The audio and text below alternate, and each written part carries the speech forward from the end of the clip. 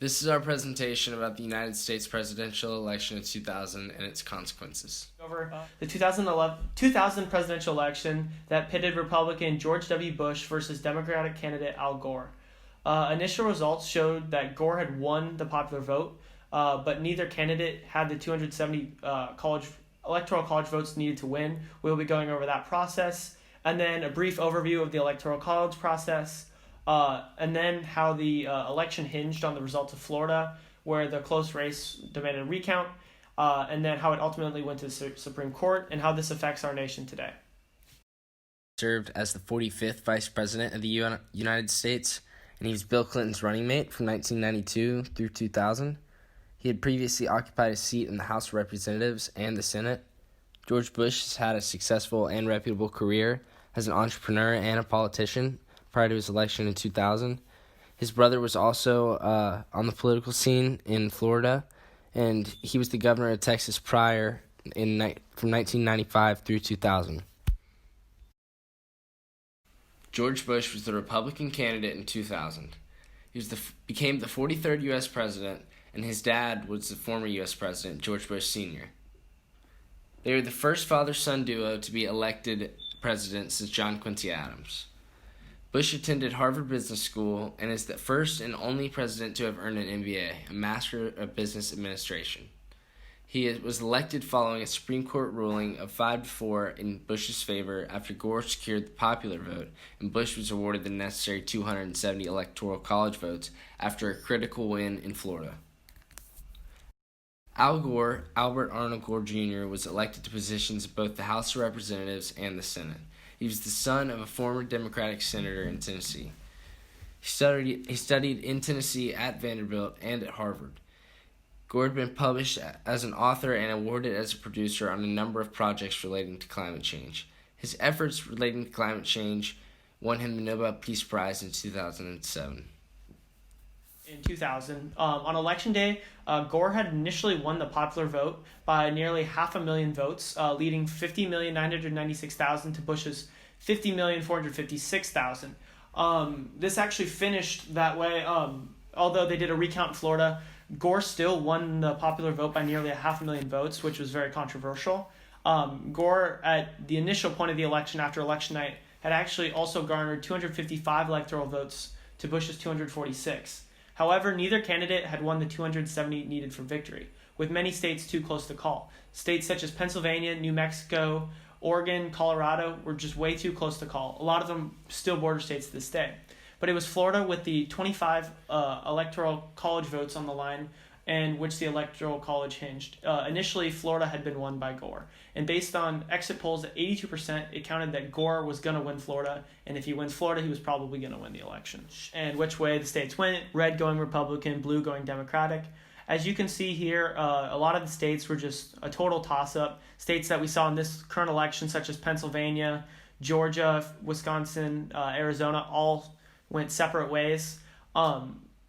But before Florida had turned red, Gore had initially won the popular vote and had seemed to have won the election. But just to see how close the election really is, if you look at the map on the right, you can see states that are lightly colored, such as New Mexico, Colorado, Nevada, Arizona, Florida, Pennsylvania. All these major states were within 1 to 5% of going a different direction. So this really showed how close the electoral college really was. Ultimately, Bush did win 271 to 266. So really, just one state could have changed the entire course of the election. But now we're going to be diving into really what the electoral college is. A brief explanation is, when Americans vote, the ballot actually works differently than you'd think. The ballot is actually counted towards a representative of that candidate's party, known as an elector. There are 538 electors to elect the president on behalf of their state. Ahead of the election, parties will choose these electors at national conventions, or they are voted for by the party central committee. The Electoral College nearly always operates at a winner-take-all system. For example, in 2016, when Trump beat Clinton in Florida by a margin of just 2.2%, that meant that he claimed all 29 of Florida's crucial Electoral College votes.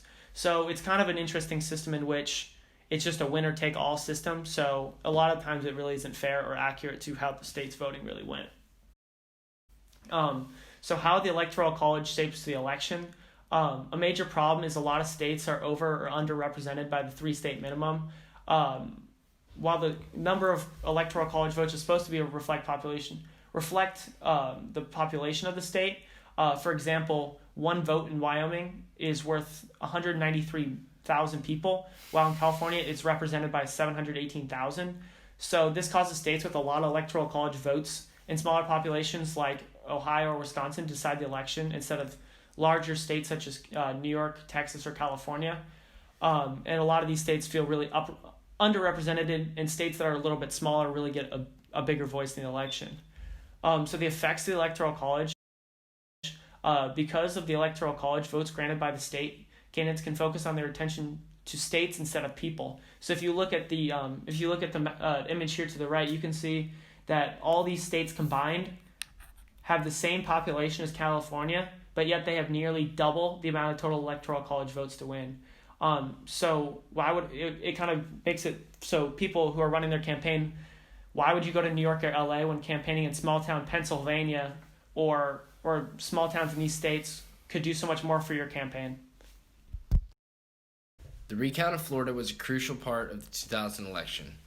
Gore called Bush to congratulate him on his victory, then later called him again to rescind his concession when the margin grew even more narrow. The margin of victory for Bush was less than 0.5%, which constituted a mandatory recount. The Florida Supreme Court ruled for a recount in 4 Democrat-heavy districts. The U.S. Supreme Court voted 7-2 to bring an end to this recount because they said it violated the 14th Amendment.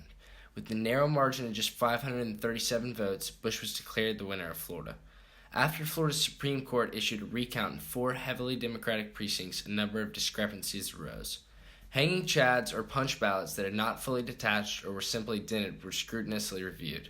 There was also a large number of third-party votes for Patrick Buchanan that were under question in these precincts, as Democrats argued that they presumably meant to be punched for Gore.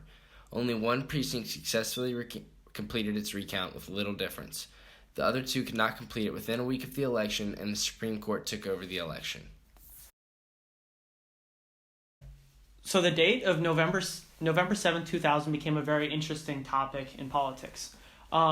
It certified the impatience of Americans. Not for the longest time had Americans not known who their president was going to be on Election Day, which caused a lot of panic. So Florida had to certify its electors, and this quote from their governor said, if we need to wait until December 12th, we will. Then we will wait if we must. And if Florida is not ready by that date, then the Electoral College will meet as required by law on December 18th, minus Florida's 25 electors. It was assured to the American people that by this date we would have a new president-elect. Americans were freaking out. This process in Florida had taken nearly a month and a half, and it was said throughout the United States that life in the United States will go on, and they were trying to assure people of panic. Recount in 4 districts. The U.S. Supreme Court intervened and ruled in a 7-2 vote that the Florida Supreme Court had violated the Equal Protection Clause of the 14th Amendment of America's Constitution. The court ruled that the Equal Protection Clause guarantees the ballots cannot be discarded or otherwise disvalued by later arbitrary and disparate treatment. Additionally, Florida's court ruled that the standard for a legal ballot was one where there was a clear indication of the intent of the voter. This led to the presumption that each county may vary in their standard, and it was therefore constitutionally unjust to recount the hanging chads and other questionable ballots.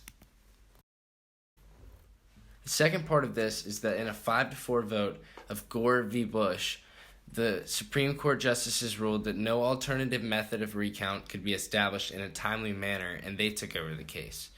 They took over the election. The ruling made George Bush's 537 vote lead enough in Florida to secure the necessary 270 Electoral College votes to become the 43rd President of the United States.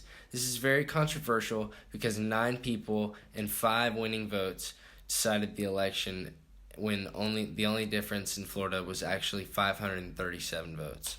Bush v. Gore is one of the most controversial and important rulings in the court's history. So how did the 2000 election change politics in America? This has largely shaped the last 2 elections. For example, Donald Trump, the 45th president of the United States, also watched his re-election dwindle on a narrow voting margin in a number of states. He also didn't win the popular vote. And very similarly, it came down to Florida. This process is really heavily shaped by both the election of 2000 and the process of the Electoral College. And in 2020, there's a very real chance, based on what we've been hearing, is that we could see a similar situation with recounts. President Trump is very unhappy, allegedly, with the way that some of these states have had supposed voter fraud. So a lot of these states could be seeing similar situations with recounts, even though I find it very unlikely. This has also made it so this has also changed the way election night really goes. Elections are no longer a night, but can rather be a process, like this election that we've seen just a few weeks ago, as well as the one in 2000, where instead of knowing in one night like Americans would like to, it can be anywhere from a week to a month and a half long. So the questions that arise from this election. The first one being, is the Electoral College the best party system for the United States? I believe that it is the best system. It just changes where the campaigning is done. It really just shifts the battleground from, say, New York and Los Angeles to states like Florida, Pennsylvania, and Michigan. I think it really just shifts the battleground and just makes it so states that have lesser voice have more of a voice in the election. And I think it's really shifting it to just the popular vote wouldn't really make that much of a difference. Another question is, was this election run properly? I believe it was run properly to an extent by the best of the government's ability. They really needed hard data to be able to change the outcome. And there's little details that will obviously make everyone mad. So I think that the election was run properly to the best ability, but obviously there's so many little things that happen that it's hard to be able to tell for sure. And also, how will this election shape politics in the future? I think it's really shaped already how elections are run based on where you campaign. This election showed that winning the popular vote doesn't really matter. It matters on what states you win. It also kind of gave Americans a gauge of how long an election can really be, and it really was the first time Americans were panicking about how long this could be and about leadership. So that's our presentation. Thank you.